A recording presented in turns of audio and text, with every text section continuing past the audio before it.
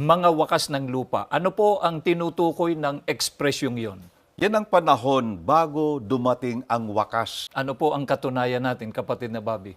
Ganito ang sagot ng ating Panginoong Hesukristo dito po sa Mateo 24:3.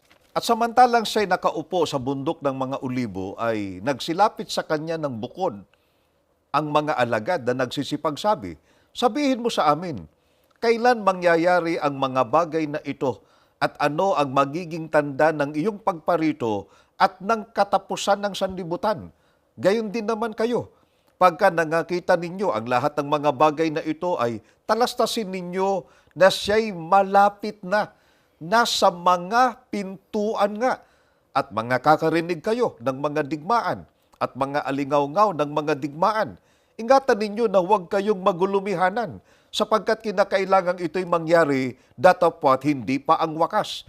Sapagkat magsisitindig ang bansa laban sa bansa at ang kaharian laban sa kaharian at magkakagutom at lilindol sa iba't ibang dako. Datapwat ang lahat ng mga bagay na ito ay siyang pasimula ng kahirapan. Ang banggit ng Panginoong Jesucristo, malapit na ang wakas o nasa mga pintuan na ng wakas, na yan din ang sinasabi ng Biblia, mga wakas na ng lupa.